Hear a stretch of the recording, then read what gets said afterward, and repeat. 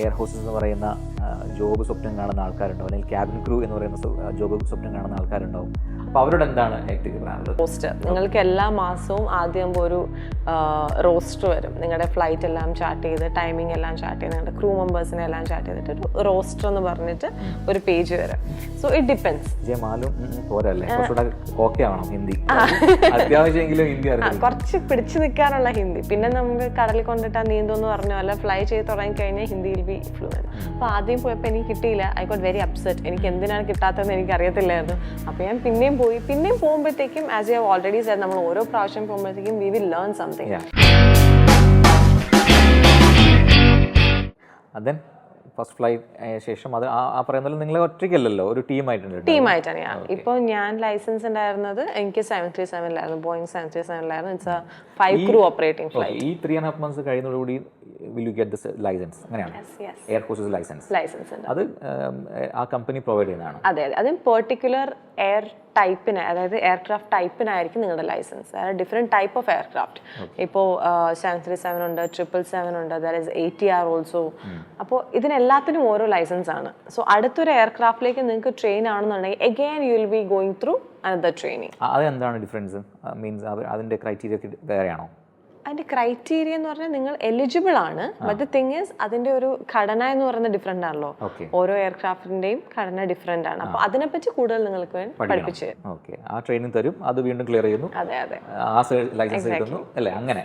Okay, അപ്പം ഇനി എല്ലാവർക്കും അറിയേണ്ട കാര്യം എന്ന് വെച്ചാൽ നമുക്കൊരു ഈ പറയുന്നൊരു ഗ്ലാമർ ജോബാണ്. നേരത്തെ നമുക്ക് അറിയാം എല്ലാം കൊണ്ടും. അതല്ല, അത് കിട്ടാൻ പ്രയാസമാണെങ്കിലും കിട്ടിക്കഴിഞ്ഞാൽ അത് ഗ്ലാമർ ജോബാണ് ആണോ? ആണ്, കാണുമ്പോൾ അത് ഗ്ലാമർ ജോബാണ്. ബട്ട് എക്സ്പീരിയൻസ് ചെയ്യാം, നിങ്ങളുടെ ഒരു ഗ്ലാമർ ലൈഫ് ആയിരിക്കും. പക്ഷേ it won't be a glamorous job. നമുക്ക് ഒരുപാട് സ്ഥലങ്ങളിൽ പോവാം, ഫ്ലൈ ചെയ്ത് പോവാം. ദെൻ ബേസിക്കലി എല്ലാവർക്കും വേണ്ടത് സാലറിയാണ് അല്ലേ? അത് നമുക്ക് അങ്ങനെ അറിയാം. ഈ പറയുന്ന പോലെ പൈലറ്റ് അല്ലെങ്കിൽ എയർ ഹോസ്റ്റസിനൊക്കെ കുഴപ്പമില്ലാത്ത നല്ല സാലറിയാണ് എന്ന് കേട്ടിട്ടുണ്ട്. Is that true? ആൻഡ് അങ്ങനെയാണെങ്കിൽ ഒരു ബിഗിനറിനൊക്കെ എന്താണ് ഒരു റേഞ്ച് എക്സ്പെക്ട് ചെയ്യാൻ പറ്റുക നല്ലൊരു എയർലൈൻ കമ്പനി ആണെങ്കിൽ? That depends on your flying time. നിങ്ങൾ എത്ര സമയം ഫ്ലൈ ചെയ്യുന്നു എന്നതിനനുസരിച്ചിരിക്കും നിങ്ങളുടെ മന്ത് എൻഡിൽ നിങ്ങളുടെ സാലറി വരുന്നത്. It depends. You can fly more than like 100 hours fly ചെയ്ത് കഴിഞ്ഞാൽ നല്ലൊരു എമൗണ്ട് തന്നെ കിട്ടും. ഓക്കെ, അത് എങ്ങനെയാണ് നമ്മൾ ആരെയാണ് ഈ പറയുന്ന പോലെ എന്താണ് പറയുക അസൈൻ ചെയ്യുന്നത്? എങ്ങനെയാണ് ഇപ്പം നമുക്ക് അത് വലിയ പ്രശ്നമാണല്ലോ. ഇപ്പം എനിക്ക് കുറഞ്ഞ അവേഴ്സ് മാത്രമേ ഫ്ലൈ ചെയ്യാൻ പറ്റില്ലെങ്കിൽ I will get less money അല്ലേ? അപ്പോൾ അതൊരു പ്രശ്നമാണല്ലോ. അപ്പോൾ അങ്ങനെ who is assigning that? We can't do anything about it. Honestly telling you, there are some people sitting over there in the roster side. It's called roster. നിങ്ങൾക്ക് എല്ലാ മാസവും ആദ്യം ഒരു റോസ്റ്റർ വരും. നിങ്ങളുടെ ഫ്ലൈറ്റ് എല്ലാം ചാർട്ട് ചെയ്ത്, ടൈമിംഗ് എല്ലാം ചാർട്ട് ചെയ്ത്, നിങ്ങളുടെ ക്രൂ മെമ്പേഴ്സിനെ എല്ലാം ചാർട്ട് ചെയ്തിട്ട് ഒരു റോസ്റ്റർ എന്ന് പറഞ്ഞിട്ട് ഒരു പേജ് വരും. So it depends. ഇപ്പോൾ depends from airport to airport actually. ഇപ്പോൾ ഡൽഹിയിലാണ്, ഇപ്പോൾ ഔട്ട് ഓഫ് ഡൽഹിയാണ് നിങ്ങൾ ഫ്ലൈ ചെയ്യുന്നതെന്നുണ്ടെങ്കിൽ അവിടെ ഫ്ലൈറ്റ്സ് കൂടുതലാണ്. അപ്പോൾ നിങ്ങൾ ഫ്ലൈ ചെയ്യുന്നത് കൂടുതലായിരിക്കും. ഇപ്പോൾ കൊച്ചി ബേസ് ആണെന്നുണ്ടെങ്കിൽ കൊച്ചിയിൽ നിന്നുള്ള ഫ്ലൈറ്റ്സ് കുറവാണ്. സോ കൊച്ചിൻ ബേസ് ക്രൂന് ആസും കുറവായിരിക്കും. So it depend.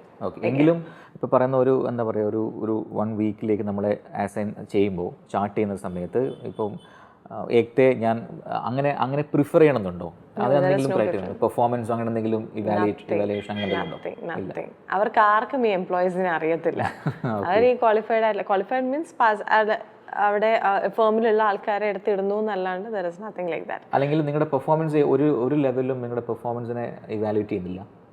ഇവാലുവേറ്റ് ചെയ്യുന്നുണ്ട്. It depends on your experience. പിന്നെ അത് കൂടാണ്ട് ഇതിന്റെ അഡീഷണൽ ആയിട്ട് നമ്മുടെ കസ്റ്റമർ റിവ്യൂ കണക്കത്തെ സാധനങ്ങളൊക്കെ ഉണ്ട്. അതൊക്കെ വരുമ്പോഴത്തേക്കും you will get appreciation, then you will get to know people more, അങ്ങനെയുള്ള കാര്യങ്ങളൊക്കെ അല്ലാണ്ട് വേറെ അങ്ങനെ പ്രത്യേകിച്ച് വാല്യുവേഷനും പരിപാടികളൊന്നുമില്ല. പിന്നെ every 6 months you will have your exams and everything. ഇപ്പൊ ജോലിയിൽ കയറി കഴിഞ്ഞാലും നിങ്ങൾക്ക് കണ്ടിന്യൂസ് ആയിട്ട് ഒരു പീരീഡിൽ നിങ്ങൾക്ക് എക്സാം വന്നുകൊണ്ടേയിരിക്കും. 6 months അല്ല, 1 year. എക്തിയുടെ ഒരു ഫസ്റ്റ് എക്സ്പീരിയൻസ് എന്താണ്? അതായത് as A air hostess first fly അത് ഓർക്കുണ്ടാവുമല്ലോ. ഡെഫിനറ്റ്ലി. ടെൻസ്ഡ് ആണോ? ടെൻസ്ഡ് ഒന്നുമല്ല, ഐ വാസ് വെരി എന്താ പറയുക, ഭയങ്കര എക്സൈറ്റഡ് ആയിരുന്നു ഞാൻ ആക്ച്വലി. പിന്നെ ഈ റാഗിങ് പരിപാടികളൊക്കെ അവിടെ ഉണ്ട് കേട്ടോ. അതെ, ഒരു ജൂനിയർ ചെല്ലുമ്പോഴത്തേക്ക് ചെറുതായിട്ടൊക്കെ ഒന്ന് റാഗ് ചെയ്ത് വിടും, അല്ലാണ്ട് അങ്ങനെ വേറെ പ്രശ്നങ്ങളും കാര്യങ്ങളൊന്നും. I was very excited. That's it. ഈ ടെമ്പർ മാനേജ്മെൻറ്റ് എന്നൊരു സംഭവം ഉണ്ടല്ലോ, പല ടൈപ്പ് ഓഫ് ക്യാരക്ടേഴ്സിലെ ആൾക്കാരുണ്ടാവും. അപ്പോൾ അവർ റിയാക്ട് ചെയ്യുന്നതെല്ലാം ഒരുപോലെ ആണെന്നില്ല, നമ്മുടെ അടുത്ത് പല രീതിയിൽ ബിഹേവ് ചെയ്യാം. അങ്ങനെയുള്ള എക്സ്പീരിയൻസുകൾ ഉണ്ടായിട്ടുണ്ടോ? അത് എന്താണ് പറയുക, ആ സമയങ്ങളിലൊക്കെ നമ്മൾ ശീലിക്കേണ്ട കാര്യങ്ങളെക്കുറിച്ച് നിങ്ങളുടെ കമ്പനി നിങ്ങൾക്ക് ഇൻസ്ട്രക്ഷൻസ് ഒക്കെ തരാറുണ്ടോ? തീർച്ചയായിട്ടും അവർ ഉറപ്പായിട്ടും ട്രെയിനിങ് തരും. Temper management is something that we really have to hold on to. കാരണം ഫ്ലൈറ്റിലെന്ന് പറയുമ്പോഴത്തേക്ക് നമുക്ക് ഒരിക്കലും പ്രഡിക്റ്റ് ചെയ്യാൻ പറ്റത്തില്ല. പല തരത്തിലുള്ള ആൾക്കാരുണ്ടാവും, പല സ്ഥലത്തു നിന്നുള്ള ആൾക്കാരുണ്ടാവും. പിന്നെ പേടിച്ച എക്സ്പീരിയൻസ് ഒക്കെ ഉണ്ട് കേട്ടോ. ഞങ്ങളുടെ ഫ്ലൈറ്റിൽ ഹാർട്ട് അറ്റാക്ക് ഒക്കെ ഒരാൾക്ക് വന്നിട്ടുണ്ട്. സോ അപ്പോൾ ടീമായിട്ടാണ് നിങ്ങൾ അല്ലേ? അതെ. Then we had to give the CPR and all, but he was all good and great. വേറെ കുഴപ്പമൊന്നും ഉണ്ടായിട്ടില്ല. അപ്പോൾ ഇങ്ങനത്തെ കാര്യങ്ങൾ വരുമ്പോഴത്തേക്കും ടെൻഷനാവും, ചെറിയൊരു ടെൻഷൻ. ബേസിക്കലി പറയുന്ന പോലെ എല്ലാ ഫ്ലൈറ്റ്സിൻ്റെയും എന്താണ് പറയുക, ജേർണി സ്റ്റാർട്ട് ചെയ്യുന്നതിന് മുമ്പ് നിങ്ങൾ ഈ പറയുന്ന ഇൻസ്ട്രക്ഷൻസ്, കോമൺ ഇൻസ്ട്രക്ഷൻസ് എല്ലാവർക്കും കൊടുക്കുമല്ലോ അല്ലേ? വി ഹാഡ് ലൈക്ക് എന്താ പറയുക, വിൽ ഹാവ് എ ബ്രീഫിംഗ്. അതായത് നമ്മുടെ ഏറ്റവും സീനിയർ ആയിട്ടുള്ള ആൾ, നമ്മുടെ ക്രൂവും എല്ലാം കൂടി ഇരുന്നതിന് ശേഷം വിൽ ഡിസ്കസ്. നമ്മൾ ഈ റൂട്ടിലാണ് ഇന്ന് പോകുന്നത്, സോ നമ്മുടെ പാസഞ്ചർ ലിസ്റ്റ് ഇതൊക്കെയാണ്, ഇതിനകത്ത് ഇത്രയാണ്, നമ്മുടെ എൽഡർലി പീപ്പിൾ ഇത്ര വരുന്നുണ്ട്, നമുക്ക് അൺഅക്കമ്പനീഡ് മൈനേഴ്സ് ഉണ്ടെങ്കിൽ അതിൻ്റെ ലിസ്റ്റ് ഉണ്ടാവും, അങ്ങനെ എല്ലാ കാര്യങ്ങളും ഉണ്ടാവും. So will be prepared. ചെറിയ ക്ലാസ്സിലൊക്കെ പഠിക്കുമ്പോൾ ഫ്ലൈ ചെയ്യുക, അല്ലെങ്കിൽ ഒരു പൈലറ്റ് ആവുക, അല്ലെങ്കിൽ ഒരു എയർ ഹോസ്റ്റസ് ആവുക എന്നൊക്കെയുള്ളൊരു വിഷ് അല്ലെങ്കിൽ മോഹം ഉണ്ടായിരുന്നോ എപ്പോഴെങ്കിലും?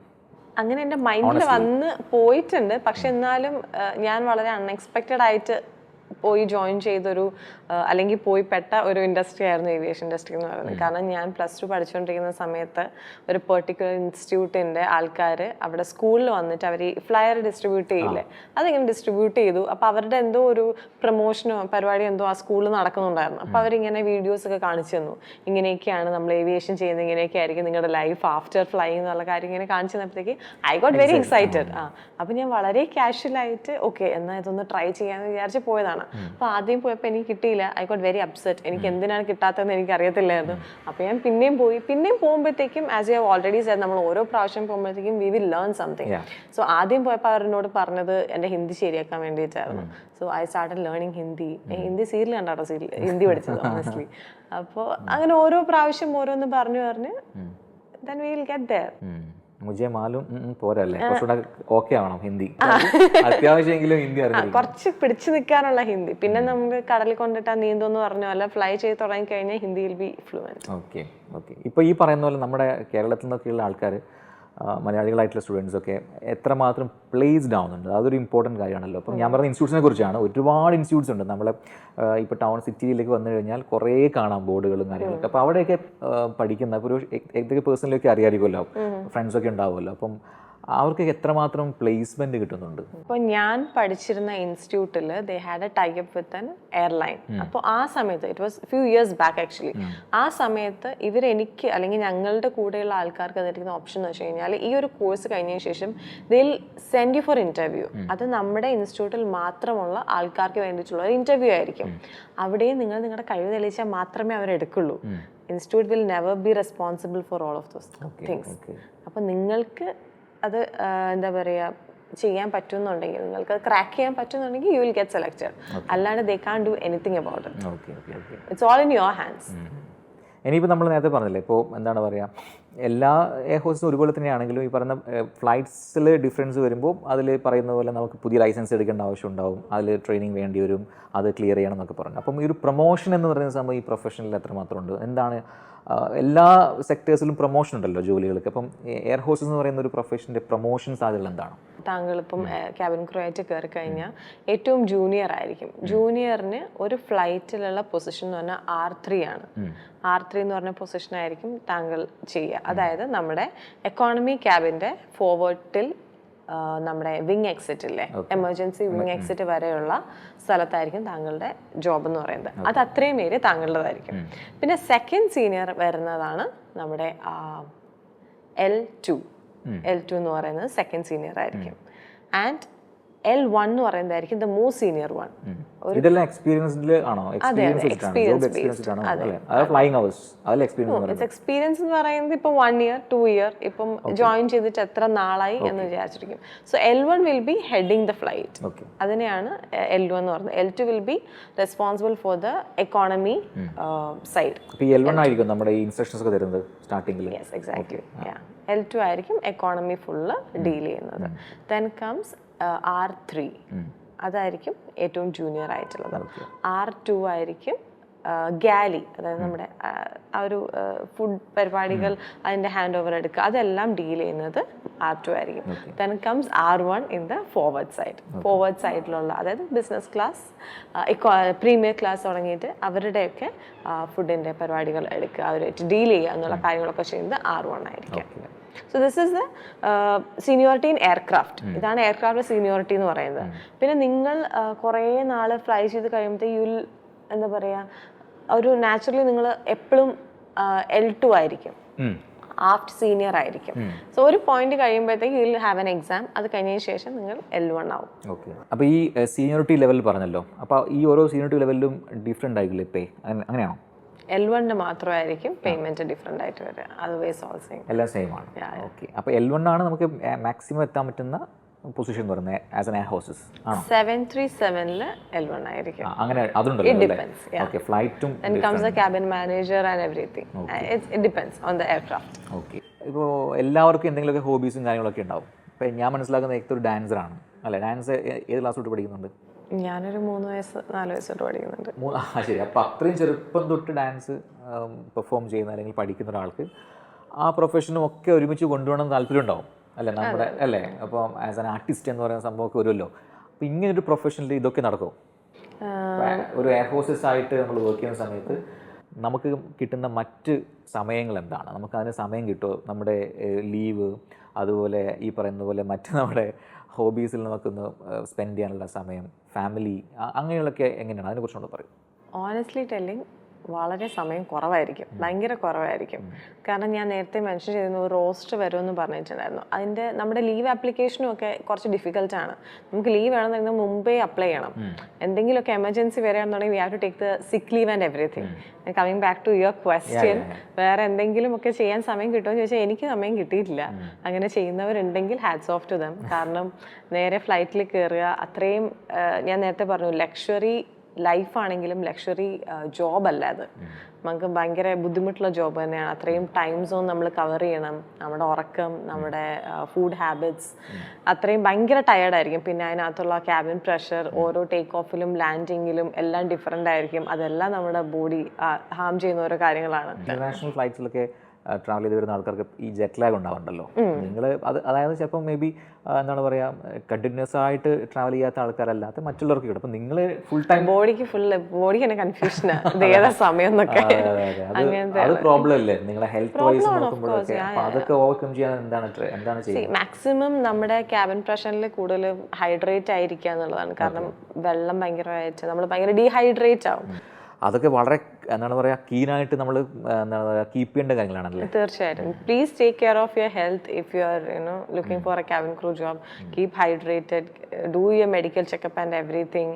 നല്ല ഫുഡ് കഴിക്കുക, നല്ല ലൈഫ് സ്റ്റൈൽ കൊണ്ടുപോകുക, ഉറങ്ങാൻ പറ്റുന്ന സമയത്ത് സിനിമ കണ്ടിരിക്കാണ്ട് ഉറങ്ങുക, ഇല്ലെങ്കിൽ ഡാർക്ക് സർക്കിളൊക്കെ വരും. അങ്ങനത്തെ കാര്യങ്ങളൊക്കെ you have to take care of yourself. ഈ ഗ്രൗണ്ട് സ്റ്റാഫ്സ് എന്ന് പറയുന്ന സംഭവം അത് ഈ കാറ്റഗറിയിൽ തന്നെ വരുന്നതാണോ? ക്യാബിൻ ക്രൂ എന്ന് പറയുന്നതിൽ വരുമോ? ഇപ്പോൾ ഫോർ എക്സാമ്പിൾ നമ്മളൊരു എയർപോർട്ടിൽ പോയി കഴിഞ്ഞാൽ ഇതേ കമ്പനീസിൽ കുറേ ആൾക്കാർ പ്രൊഫഷണൽസിനെ കാണാം. അവർക്കൊക്കെ എന്താണ് ഇത് ഈ സെയിം ടൈപ്പ് ഓഫ് ഇന്റർവ്യൂസും കാര്യങ്ങളൊക്കെ തന്നെയാണോ? ഇല്ല, ഗ്രൗണ്ട് ക്രൂവിൻ്റെ ഇന്റർവ്യൂസ് ഡിഫറെൻ്റ്. അതെ അതെ അതെ. അവർക്ക് കുറച്ചും കൂടി ലിബറൽ ആയിട്ടുള്ള ഇന്റർവ്യൂസ് ആണെന്നാണ് എനിക്കറിയാൻ കഴിഞ്ഞിട്ടുള്ളത്. I'm not sure about it. ഇനിയിപ്പോൾ അറിയേണ്ടത് ഇപ്പോൾ നമ്മുടെ കുറേ പേര് നമ്മളെ കണ്ടുകൊണ്ടിരിക്കുന്നുണ്ട്. അതിൽ പറഞ്ഞാൽ ഈ പറയുന്ന പോലെ +2 കഴിഞ്ഞ് നിൽക്കുന്ന ഒരുപാട് പേരുണ്ടാവും. അതിൽ എയർ ഹോസ്റ്റസ് എന്ന് പറയുന്ന ജോബ് സ്വപ്നം കാണുന്ന ആൾക്കാരുണ്ടാവും, അല്ലെങ്കിൽ ക്യാബിൻ ക്രൂ എന്ന് പറയുന്ന ജോബ് സ്വപ്നം കാണുന്ന ആൾക്കാരുണ്ടാവും. അപ്പോൾ അവരോട് എന്താണ് ആക്റ്റീവ് പറയാനുള്ളത്? നിങ്ങൾ +2 കഴിഞ്ഞിട്ടാണ് പോകുന്നതെന്നുണ്ടെങ്കിൽ ബി കോൺഫിഡൻറ്റ്. കുറച്ചൊക്കെ ഗൂഗിൾ ചെയ്തിട്ട് ഇപ്പോൾ ഗൂഗിളിലെല്ലാം കിട്ടും. ജസ്റ്റ് സെർച്ച് ഫോർ ഇറ്റ്, എങ്ങനെയൊക്കെയാണ് പോകേണ്ടത്. Be confident.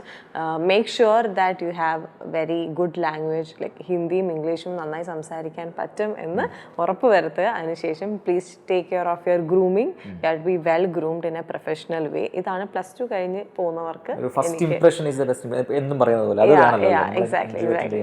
നിങ്ങളൊരു സീറ്റിൽ നിന്ന് എഴുന്നേറ്റ് വരുമ്പോൾ തന്നെ they will check you out. Like എങ്ങനെയാണ് നിങ്ങൾ ആ വാക്കിംഗ് വരെ അവർ ശ്രദ്ധിച്ചിട്ടായിരിക്കും അവർ നിങ്ങൾ അടുത്ത റൗണ്ടിലേക്ക് വേണോ വേണ്ടോ എന്നുള്ളത് തിരഞ്ഞെടുക്കുക.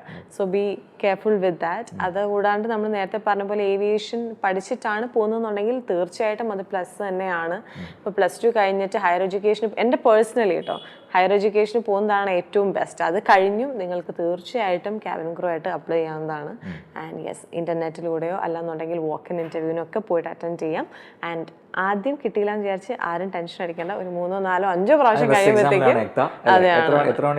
I think I went for like more than 10 times. അത് നല്ലതാണെന്ന് തോന്നുന്നു അല്ലേ, നമുക്ക് ഓരോ തവണയും അല്ലേ കുറെ കാര്യങ്ങൾ പഠിക്കാൻ പറ്റും. ആ സമയത്തൊക്കെ ഭയങ്കര യങ് അല്ലേ, ഒരു 18 വയസ്സ് 19 വയസ്സ് എന്നൊക്കെ പറയുമ്പോഴത്തേക്കും വി ആർ സ്റ്റിൽ ലേണിംഗ്. അപ്പോൾ ഓരോ പ്രാവശ്യം കഴിയുമ്പോഴത്തേക്കും കീപ് ലേണിംഗ്. ആ സമയത്ത് അങ്ങനെ ഒരു ജോബും അത്രമാത്രം സാലറി ഒക്കെ കിട്ടുന്ന it's not I'm very grateful. ആ ഒരു സമയത്ത് എനിക്ക് ജോലി കിട്ടിയെന്നുള്ളതിൽ I'm very grateful. So നിങ്ങളും ട്രൈ ചെയ്യുന്നുണ്ടെങ്കിൽ please go ahead with your dreams and be prepared. അടിപൊളിയായിട്ട് നല്ല കോൺഫിഡൻ്റ് ആയിട്ട് പോവുക. That's all. ആൻഡ് കുറച്ച് ജനറൽ നോളജ് ഒക്കെ ഉണ്ടെങ്കിൽ നന്നായിരിക്കും.